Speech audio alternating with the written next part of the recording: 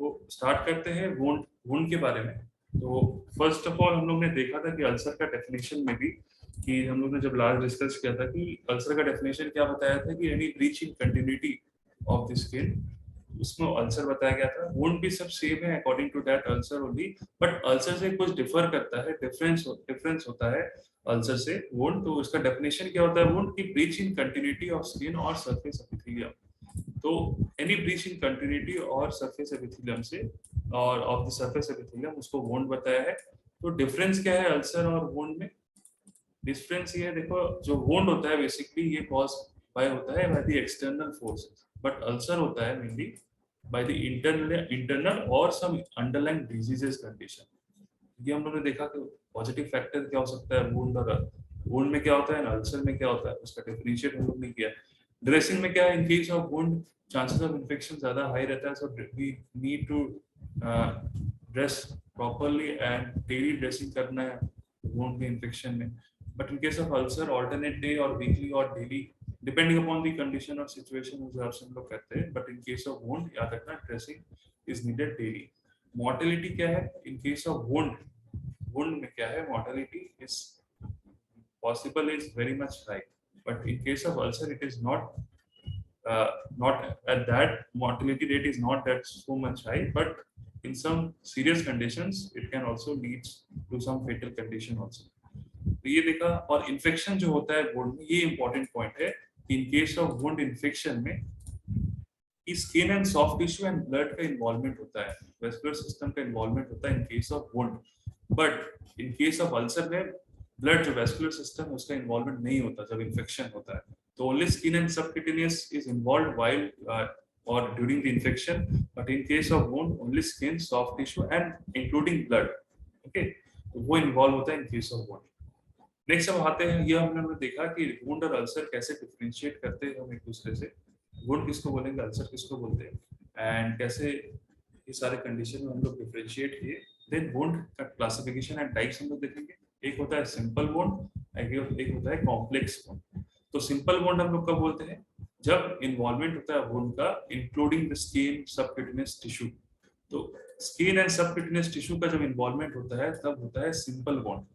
Complex कब बोलेंगे? When there is an involvement of skin, subcutaneous tissue as well as muscles and nerve vessels also.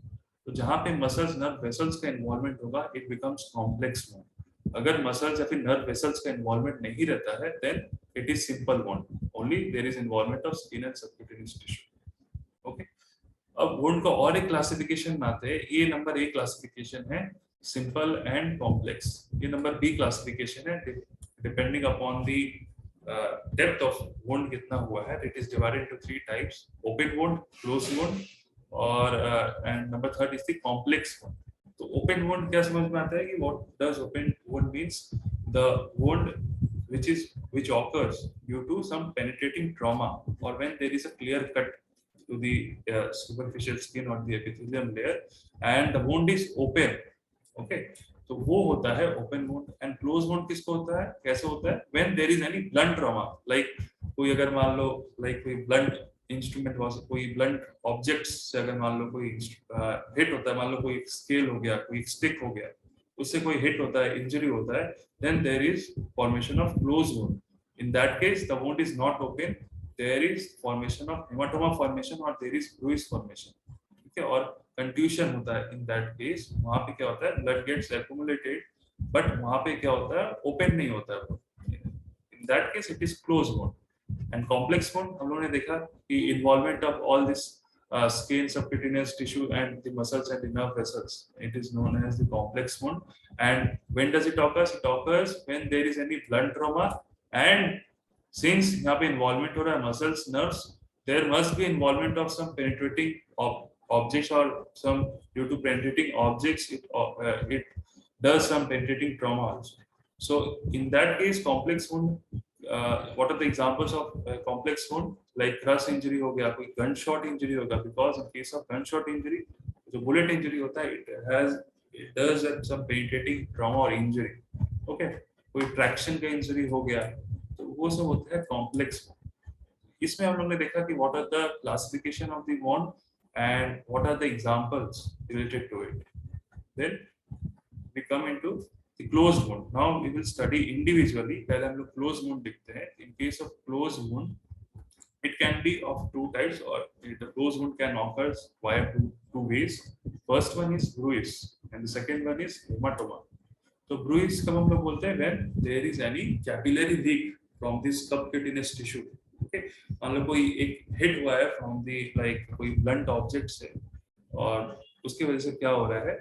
It is not open, but वहाँ पे कोई blunt object से hit हो रहा है subcutaneous tissue और skin हो रहा है. वहाँ पे skin क्या होता है ना, intact रहता है. Skin does not get teared up. Tear नहीं होता skin में, but skin is getting intact. But in case of open wound क्या होता है? Skin intact नहीं रहता है. That is why it is open. तो सबक्यूटेनियस टिश्यू में क्या होगा? जहाँ पे जो सबक्यूटेनियस टिश्यू का जो सारे ब्लड सप्लाई है, वहाँ पे ब्लड क्या होगा? देयर इज द कैपिलरी जो फॉर्मेशन होता है, वहाँ पे कैपिलरी लीक होता है. That is why after this capillary leak वहाँ पे क्या होता है? There is formation of haematoma formation. ये सबक्यूटेनियस लेयर है, और वहाँ पे मान लो कोई कैपिलरी सबक्यूटेनियस टिश्यू के बाद लेयर है, इसमें जो ब्लड वेसल्स सप्लाई कर रहे हैं वहाँ पे क्या होता है? लीक हो जाता है. देन इट गेट्स, यहाँ पे क्या होता है? हेमाटोमा का फॉर्मेशन होता है. बट ये जो स्किन है ना, ये स्किन इंटैक्ट रहता है. ठीक है. और इसके नीचे क्या होता है? Haematoma formation due to capillary leak और ब्लड इन्फिल्ट्रेशन की वजह से. तो ये साइड कहाँ का होता है? साइड में ये फेस में भी हो सकता है, और around the eyes area. Eyes area में जैसे हम लोग देखते हैं, लाइक कोई भी अगर मान लो कोई भी ब्रेन इंजरी होता है, मान लो एंटीरियर फोसा इंजरी, ओके, जहाँ पे हम लोग देखते हैं कि एक रकून्स आई, वो भी मिल सकता है in case of lower conjunctiva around the lower conjunctiva area. वहाँ पे क्या होता है? कैपिलरी लीक की वजह से क्या होता है? वहाँ पे हम लोग को लाइक एक ब्रूइसनेस दिखता है हम लोग को around the lower aspect of the I, like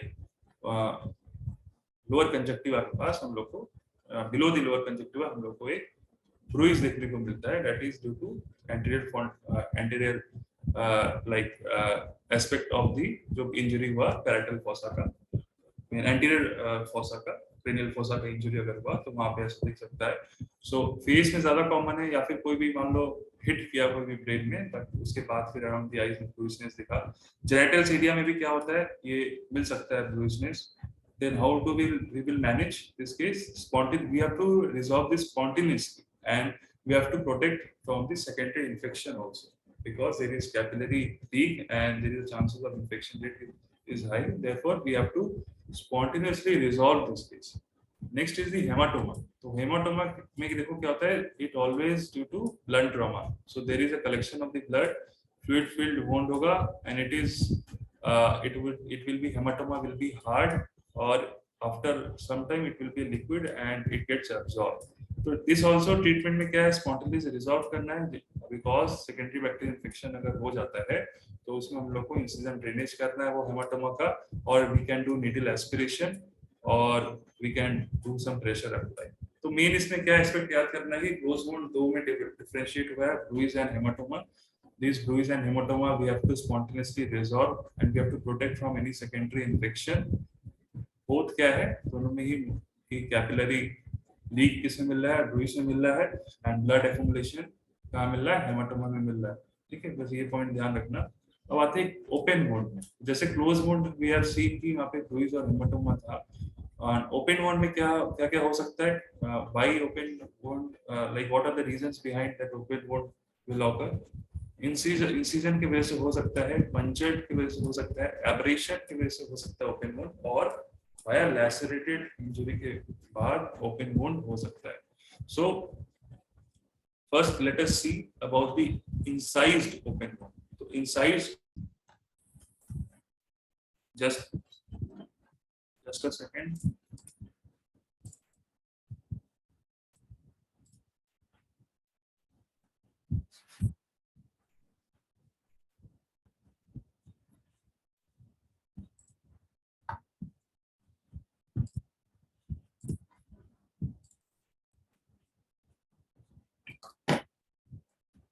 तो नेट चला गया था. ठीक है, तो ओपन वुंड हम लोग देख रहे थे. तो ओपन वुंड क्या था? डिवाइड हुआ था इंसाइज्ड, और it can be punctured, abrasion और लैसरेटेड की वजह से ओपन वुंड हो सकता है. तो इंसाइज में क्या है? Mode of injury always due to any sharp object like blade और knife, and incise is classified under simple. Clear margins रहेगा, सिंस कोई मोड ऑफ जो इंजरी हो रहा है, it is due to any sharp object की वजह से। It is not contaminated, it heals fast. ये जो इंसाइज्ड वुंड होता है, ओपन वुंड, इसमें क्या रहता है, सिंस इसमें क्लियर मार्जिन्स रहता है और इसमें क्या रहता है, और इसमें जो हीलिंग होता है वो बहुत फास्ट होता है एज कम्पेयर टू अदर्स। ठीक है, तो ट्रीटमेंट कैसे करना है, प्राइमरी स्टिचिंग करके इंसाइज जो ओपन वुंड है उसको ट्रीट करना है। Next punctured, punctured cause by sharp objects as well. Depth होगा, depth will be greater than length, तो इसका जो डेप्थ होगा पंचर्ड वुंड से, ठीक है, वो ज्यादा रहेगा as compare to the length. And ये क्लीन वुंड रहेगा, ओके, क्लीन वुंड ये रहेगा। एंड जो कंटामिनेशन रह भी सकता है, नहीं भी रह सकता, कंटामिनेशन कैन बी प्रेजेंट और it can not be present, ठीक है। नॉर्मली ज्यादातर ये क्लीन होता है पंचर्ड वुंड जितना।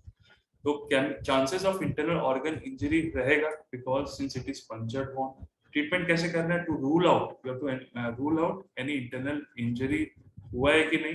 Then we have to irrigate that area with the help of normal saline solution to prevent some infection.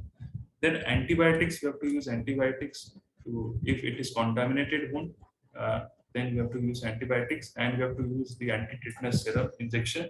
Okay, then we have, if there is any foreign body, because foreign body के अगर foreign body की वजह से अगर कोई punctured open wound हुआ है, तो we have to remove the foreign body as well. Okay. Next आता है एब्रेशन के बारे में। एब्रेशन कैसे होता है, if due to any shearing force और टेंजेंशियल फोर्स की वजह से देयर इज एब्रेशन। ब्लीडिंग क्या होगा, एब्रेशन में क्या होता है, ब्लीडिंग प्रोफ्यूज रहता है, ठीक है। मान लो कि जा रहे थे रास्ते से, गाड़ी से गिर गए, तो वहां पे क्या होता है, ड्यू टू एब्रेशन वुंड होता है, तो ब्लीडिंग प्रोफ्यूज होता है बट हीलिंग रैपिड होता है। स्पॉन्टेनियसली रिजॉल्व हो सकता है अगर मान लो शेयरिंग फोर्स की वजह से पूरा स्किन जो है वो इंटैक्ट जो था बट वो अभी इंटैक्ट नहीं रहा after abrasion, we have to use skin grafting technique case of abrasion. तो रैपिड हीलिंग किस में मिला, इंसाइज वुंड में रैपिड हीलिंग मिला एंड एब्रेशन में मिला हम लोग को स्पॉन्टेनियसली रिजॉल्व। नेक्स्ट आता है लैसेरेटेड, ये ज्यादा सीवियर है as compare to other three. Like skin जो होगा वो अंडरलाइन टिश्यू जो होगा skin, it gets damage since lacerated injury हो रहा है। नेक्स्ट में क्या है, रोड ट्रैफिक एक्सीडेंट की वजह से लैसेरेटेड इंजरी हो सकता है। तो ट्रीटमेंट क्या है, we have to like examine the condition, if it is clean then we have to look for the underlying tissue like the muscles, fascia, subcutaneous tissue, blood vessels. If it is like अगर इसमें कोई injury आता है muscles, fascia, subcutaneous tissue या blood vessels में, then we have to suture that. Okay, then we have to dressing bleeding.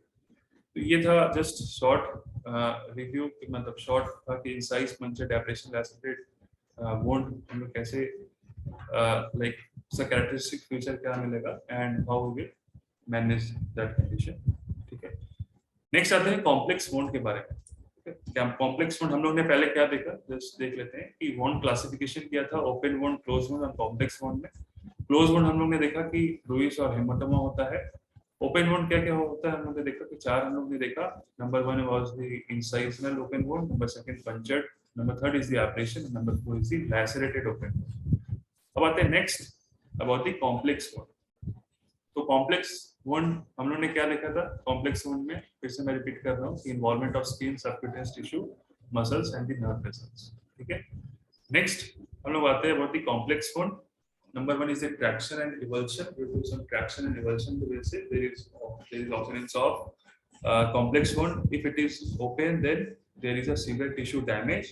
For example, limb मान लो अगर like roller, like in case of if there is any open severe tissue damage in while during any traction or evulsion, तो उसमें क्या होगा, जो vascular supply होता है in that area, like in that हमें कोई ट्रैक्शन दे रहा है, एवल्शन दे रहे हैं, तो ये गोल था। In case if there is any vascular supply or if there is any nerve supply to that area, तो इस कारण से क्या होता है, ये अच्छे से हम लोग नहीं दे, ये प्रोसीजर अच्छे से नहीं करे ट्रैक्शन और इवल्यूशन। अगर मान लो कोई इंजरी से मान लो तो वो जगह इवल्यूशन हो गया या ट्रैक्शन हो गया, तो वहां पे क्या होता है, जो ब्लड सप्लाई इंटैक्ट था it gets hampered and there might be a chance of nerve damage. तो उसमें क्या करना है, वो जगह को हमको पहले ओपन करना है। How we manage, you have to open that area, you have to clean that area, ठीक है, we have to irrigate that area, then we have to जो भी टिश्यू प्लेन उसको सेपरेट करेंगे, रिपेयर करेंगे, एंटीबायोटिक्स एंड स्प्रिंग ग्राफ्ट। तो while doing any traction or revulsion there can be chances of open injury अगर ठीक से नहीं हुआ, और in such cases like कोई ऐसा like accident हुआ जिसमें bone का traction हो गया, revulsion हो गया, ठीक है, itself then their chances of tissue damage is very much high and vascular supply क्या होगा वहाँ पे, क्या होगा, since वहाँ पे capillary leak हो जाता है जिसकी वजह से vascular supply gets hampered। इसकी वजह से क्या करना पड़ेगा आपको, उसमें open surgically you have to clean that, irrigate that vein, you have to use skin grafting, antibiotics, and you have to repair that. Next, due to any crush injury, तो crush injury कैसे होता है कि due to because of any blunt injury, मान लो कोई गाड़ी चल रहा था, लाइक गाड़ी के लाइक ड्यू टू ट्री, अगर ट्री गिर गया, पेड़ गिर गया, फिर गाड़ी के चक्कर से किसी पे क्रश इंजरी हो गया, ठीक है, तो उसमें क्या होता है, जो टिश्यू प्लेन रहता है, टिश्यू प्लेन गेट्स डिस्टॉर्टेड। तो वो जगह क्या होता है, इस कंडीशन में मेनली जो क्रश इंजरी होता है वहां पे कंपार्टमेंट सिंड्रोम ज्यादा देखने को मिलता है, ठीक है। तो उस कंडीशन में क्या होता है, क्रश इंजरी में the vascular supply gets hampered and how compartment syndrome occurs because कोई भी एक, मान लो कोई भी एक बॉडी पार्ट है जिसके अंदर, मतलब मान लो कोई बॉडी पार्ट है जिसमें लाइक कोई भी एरिया में अगर मान लो ड्यू टू क्रश इंजरी हो जाकर प्रेशर पड़ा, तो उसके सराउंडिंग जितने सारे ऑर्गन है उसमें क्या होता है, प्रेशर डेवलप होता है। तो मान लो कोई भी एक बॉडी पार्ट में हेमाटोमा फॉर्मेशन हुआ और उसके साइड वाइड उसके आसपास जितने सारे लाइक ऑर्गन्स, मेजर ऑर्गन्स है, ये हेमाटोमा की वजह से वहाँ पे एक प्रेशर क्रिएट होता है। ड्यू टू दैट प्रेशर की वजह से वहाँ पे एक सिंड्रोम क्रिएट होता है, it is compartment syndrome, because it is hampering the normal physiological function of the surrounding organs. That therefore ये कहाँ पे होता है, ये होता है क्रश इंजरी। तो remember one thing, crush injury में ज्यादातर कंपार्टमेंट सिंड्रोम देखने को मिलता है। तो how we will manage this compartment syndrome, we have to do some fasciotomy. अगर आसपास का जो फेशिया है उसको हमको कट करके जो हेमाटोमा फॉर्मेशन है, हेमाटोमा को रिमूव करना होगा, जो भी कंप्रेस टिश्यू है उसको रिलीज करना होगा। तो ये हमने देखा कि क्रश इंजरी में एक इंपॉर्टेंट कंडीशन कंपार्टमेंट सिंड्रोम मिल रहा है। Next, gun shot injury. Gun shot injury आ रहा था पेनिट्रेटिंग ओपन वॉन्ड के अंदर। तो इसमें गन शॉट इंजरी में ज्यादातर इंटरनल डैमेज ज्यादा देखने को मिलता है एज कम्पेयर टू एक्सटर्नल। तो इंटरनली क्या होता है, there must be a point of entry and there must be a point of exit। मतलब कोई बॉडी पार्ट है इसमें गन शॉट इंजरी हुआ, ये must be any point of entry रहेगा और इसका पॉइंट ऑफ एग्जिट रहेगा इन केस ऑफ गन शॉट। जो बुलेट रहेगा उसका तो ड्यू टू सम फोर्स वो तो एक एंट्री पॉइंट उसका एक जगह रहेगा बॉडी के अंदर, और वो जब बाहर निकलेगा there must be an exit point as well. तो दैट इज व्हाई यहाँ पे इंटरनल डैमेज ज्यादा रहेगा। तो gun shot injury can be superficial और परफोरेटेड इंजरी। बहुत बार ऐसा होता है कि गन शॉट इंजरी तो सुपरफिशियली निकल आता है, ठीक है। तो in that case it is open and clean, simple dressing करने से वो जगह हील हो सकता है। तो ऐसा भी बहुत बार देखा गया है कि गन शॉट इंजरी लगा कोई एक पर्सन को, बट उससे उसको वैसा कुछ हार्म नहीं पहुंचा। उस कंडीशन में क्या होता है, जो गन शॉट इंजरी होता है वो सुपरफिशियली होता है, वो डीप परफोरेशन हुआ नहीं उस कंडीशन में। बहुत बार ऐसा देखने को गया गन शॉट लगने के बाद भी वो पेशेंट या पर्सन जिंदा है, तो उस कंडीशन में क्या होता है, सुपरफिशियली वो लगता है एंड वो परफोरेटेड नहीं होता है उस कंडीशन। तो that is why gun shot injury is divided into two, like superficial and perforated injury. जो सुपरफिशियल रहेगा वो ऑलवेज ओपन रहेगा, क्लीन रहेगा एंड सिंपल ड्रेसिंग करने से लाइक वो हील हो जाता है। But perforation it is very much fatal because it is damaging the muscles, vessels and major organs। Therefore, हमें क्या कैसे मैनेज करना पड़ेगा, we have to do extensive debridement। आसपास के जितने सारा एरिया जो टॉन हो गया है उसको डेब्राइटमेंट करना पड़ेगा। Then we have to repair the nerve vessels, जो भी associated जो सारे major vessels, जो सारे like जो सारे जितने सारे मेजर वेसल्स, अगर मान लो नॉर्मली अगर वो अगर मान लो नॉर्मली जो सारे वेसल्स अगर टॉन हो गए तो उसको हम लोग को रिपेयर करना पड़ेगा, और या नर्व वेसल्स हो गया तो उसको रिपेयर करना पड़ेगा। नेक्स्ट अब हम लोग आते हैं दी वोंड सर्जिकल क्लासिफिकेशन। ये वाला जितने हम लोग देखे थे नॉर्मल था, ये वाला सर्जिकल क्लासिफिकेशन के ऊपर। तो सर्जिकल क्लासिफिकेशन के मतलब क्या है कि तो सर्जिकली हम लोग वोंड को क्लासिफाई करते हैं, like it can B clean wound हो सकता है, क्लीन कंटामिनेटेड भी हो सकता है, कंटामिनेटेड और डर्टी। तो ऐसे 4 टाइप्स में we have differentiated wound on the basis of surgical classification. कुछ कुछ वोंड ऐसे होते हैं जो कि क्लीन होते हैं, जैसे इट इज अनइन्फेक्टेड, ज्यादा इन्फेक्शियस नहीं होते हैं, दैट इज उसमें इन्फ्लेमेशन भी ज्यादा नहीं मिलते हैं, बट वहां पे अंडरलाइन ऑर्गन्स में जो भी वोंड है वो देखने को मिलता है।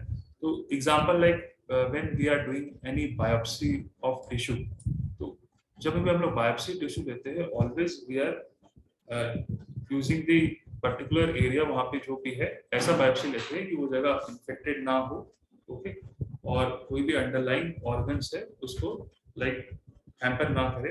तो ये एक एग्जांपल हो गया क्लीन वुंड का, कि जब भी हम लोग बायोप्सी लेते हैं टिश्यू का वो प्रॉपर एसेप्टिक मेजर में लेते हैं एंड वो क्लीन वुंड क्या है इजीली वो हील हो जाता है। ठीक है, ये एक एग्जांपल है in case of clean wound. But जो नॉर्मली जो सारे वुंड होते हैं वो ज्यादातर क्लीन या कॉन्टैमिनेटेड ही होते हैं। तो मिनिमल कॉन्टैमिनेशन किसमें होता है, in case of some internal organ जैसे ब्लैडर, जीआईटी या रेस्पिरेटरी सिस्टम में अगर मान लो ऐसा कोई इंटरनल वुंड बताया है, बट ये क्लासिफाइड है अंडर क्लीन कॉन्टैमिनेटेड है। फॉर एग्जांपल कोलेसिस्टेक्टोमी में अगर मान लो करते हैं गॉल ब्लैडर का सिस्टेक्टोमी में, तो उसमें जो वुंड का डेवलपमेंट होता है तो वो होता है क्लीन कॉन्टैमिनेटेड, तो वो होता है मिनिमल कॉन्टैमिनेशन। ठीक है, और जो कॉन्टैमिनेटेड होता है ये किसमें होता है ज्यादातर ओपन या एक्सीडेंटल, जहाँ पे ओपन एक्सीडेंटल में जो सारे वुंड बनता है वो होता है कॉन्टैमिनेटेड। ठीक है, तो इसमें for example like open cardiac massage में कभी कभार कॉन्टैमिनेटेड वुंड डेवलप हो सकता है, बट रिमेंबर ये वाला पॉइंट कि इसमें पस का फॉर्मेशन नहीं होगा। पस कहाँ मिलेगा, ज्यादातर डर्टी वुंड में मिलता है। ठीक है, तो वहां पे ये ओल्ड वुंड होगा कोई बहुत इसलिए डर्टी होगा, उसमें बहुत बैड स्मेल आता है डर्टी वुंड में, पस प्रेजेंट रह सकता है बहुत बार, और ये नॉन हीलिंग रहता है। ठीक है, बहुत बार देखोगे जैसे तुम लोग डायबिटिक फूट अल्सर जो अनहील रहता है बहुत टाइम तक, ठीक है, वो सारे एग्जांपल्स इसमें आ जाते हैं डर्टी वुंड के अंदर, और बहुत बैड स्मेल करता है। ओके, और फॉर एग्जांपल इंटेस्टाइन का परफोरेशन हो गया वो भी इसके अंदर आ सकता है। ठीक है, तो ये सारे डर्टी वुंड का एग्जांपल है। तो depending upon the wound surgical classification we have seen the 4 classification, clean wound, clean contaminated, contaminated and dirty. ठीक है, अब आते हैं वुंड का ट्रीटमेंट में इन ब्रीफ में। लोकल केयर करना है, for example we have to take history like whether patient is diabetic और नॉट, तो एग्जामिन करना है जगह को, then we have to irrigate via. Irrigate करने का मतलब क्या है, we are doing an aseptic procedure कि आसपास जितना भी contamination it gets clear with the help of normal जो सलाइन है ना, उसी से हम लोग इरिगेशन करते हैं, वो जगह को इरिगेट करते हैं, धोते हैं। Then we have to debridement, जो भी आसपास का जो भी सराउंडिंग एरिया है वहां पे डिब्राइडमेंट करना है, क्योंकि वहां पे जो सारे डेड टिश्यू है वो डेड टिश्यू को हमको रिमूव करना है, बिकॉज जो डेड टिश्यू है वहां से फिर से हीलिंग प्रोसीजर नहीं होगा जब तक डेड टिश्यू रहेगा।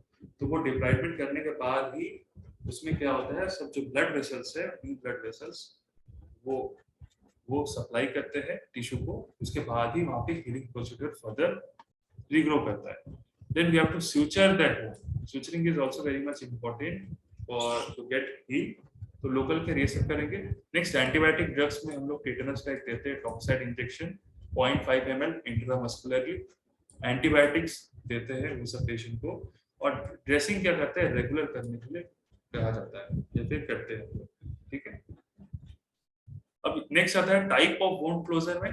टाइप ऑफ वुंड क्लोजर में क्या है कि अब वुंड जो है वो क्लोज कैसे होता है फिजियोलॉजिकली, तो ये टाइप्स के अंदर 3 टाइप्स आता है। एक होता है फर्स्ट इंटेंशन क्लोजर, एक होता है स्पॉन्टेनियसली और second degree intention closure, next आता है डिलेड, जिसमें वुंड जो है क्लोज होता है वो नॉर्मली नहीं हो पाता है, और ये किसमें मिलता है in case of contaminated wounds. तो इस सब कंटामिनेटेड वुंड्स में क्या होता है डिलेड क्लोजर होता है। ठीक है, और इन फर्स्ट डिग्री इंटेंशन और फर्स्ट डिग्री प्राइमरी जो क्लोजर होता है वो कितने घंटे में होता है ये याद रखना है, और वो होता है विद इन 6 to 8 आवर्स में। ये this is the golden hour. Immediately sealed और closed after injury.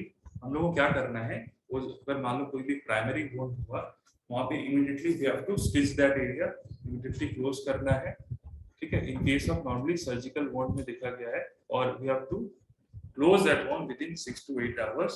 It is the golden hours to for the primary intention closure. Next spontaneously और द सेकंड इंटेंशन क्लोजर के अंदर क्या आता है, wait for spontaneously closure. We have to wait for a period of time to get spontaneously closer, or in case of mainly highly contaminated wound, it requires time, epithelialization थोड़ा time लगता है, heal होने में time लगता है। जैसे कि for example bed source या क्रॉनिक अल्सर्स या डीप बर्न में, तो इन सारे कंडीशन में क्या होता है कि थोड़ा टाइम लगता है वुंड को क्लोज होने में, तो it comes under the secondary intention closure.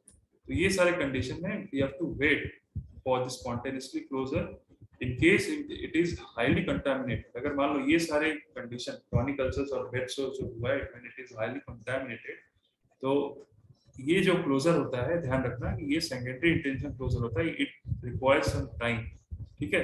उसमें एपिथेलाइजेशन होने में, हील होने में टाइम लगता है। जैसे हम लोग ने देखा कि जो सारे सर्जिकल वुंड है वो इजीली विद इन जल्दी इमीडिएटली सील करना पड़ता है वो सारे कंडीशन, और ये easily close हो सकते हैं within stipulated period of time, but in case of these some conditions उसमें टाइम लगता है। ओके, डिलेड में क्या होता है, इसमें और ज्यादा टाइम लगेगा।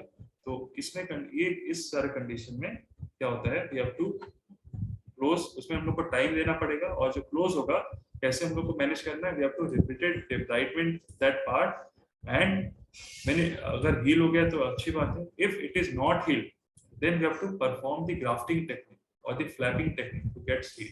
तो सिंस वो जगह क्या हो रहा है, हील नहीं हो रहा है, जो वुंड हीलिंग है उसका प्रोसीजर ठीक से नहीं हो रहा है, that is why it comes under the delayed और third degree intention closure. Third degree intention closure में हम लोग क्या करते हैं, we have to do repeated debridement of that part, जहां पे वहां पे हम लोग क्या करते हैं, इस कंडीशन में हम लोग डेब्राइडमेंट नहीं कर रहे हैं in case of second degree और फर्स्ट डिग्री, डेब्राइडमेंट करते हैं in case of when there is any delayed closure. अगर डेब्राइडमेंट कर देते हैं देन वहां पे अगर मान लो हील होता है तो it's okay. If it is not get healed, then we have to graft that area. We have to suture that area, or we have to use the flap technique to get healed. So that is why it comes under the delayed or the third degree intention closure. Okay.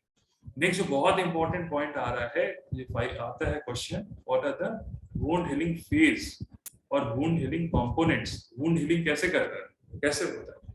तो remember यहाँ पे हम लोग 4 stage पढ़ेंगे।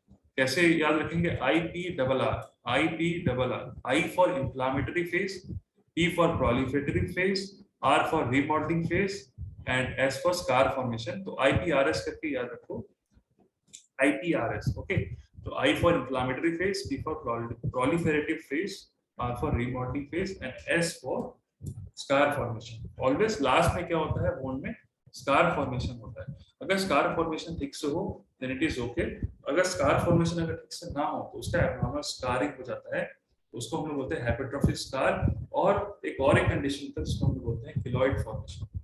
तो सबसे पहले first stage देखते हैं कि इन्फ्लेमेटरी फेज, जो कि 0 to 2 डेज के अंदर होता है। ये फिजियोलॉजिकली, मान लो कोई एक जगह पे वुंड हो गया, वहां पे फिजियोलॉजिकली बॉडी कैसे हो जगह को हील करेगा, ठीक है, वो फेज हम लोग पढ़ने वाले हैं। तो first is the inflammatory phase which occurs in 0 to 2 days। 2 days के अंदर ये फेज होता है। और ये 2 दिन में क्या फेज होता है, फर्स्ट जहां पर भी वुंड होगा वहां पे हेमोस्टैसिस होता है, ठीक है। बॉडी खुद चाहेगा कि जहां से ब्लीडिंग हो रहा है वो जगह पे ब्लड वेसल्स को कॉन्स्ट्रिक्ट कर दे ताकि ब्लड ज्यादा ooze आउट ना हो। नेक्स्ट एक तो हेमोस्टैसिस होगा, नेक्स्ट होगा कैपिलरी डायलेट। तो कैपिलरी जब डायलेट करता है वहां पे क्या होता है, बहुत सारे न्यूट्रोफिल्स होते हैं, पॉलीमॉर्फो न्यूट्रोफिल्स, वहां पे क्या होता है, रिलीज होता है, as well as lymphocytes has released to prevent any superadded infection. अगर मान लो कोई भी वुंड में इन्फेक्शन होता है तो ये विद इन 2 डेज में ये सारे मैक्रोफेजेस, मेनली लिम्फोसाइट्स और न्यूट्रोफिल्स रिलीज होते हैं।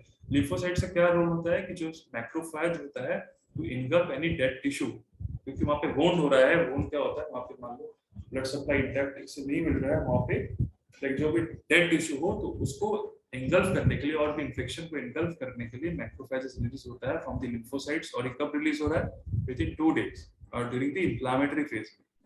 देन टी से होता है प्रोलिफरेटिव फेज। ये कब तक होता है? 3 to 5 डेज तक प्रोलिफरेटिव फेज होता है।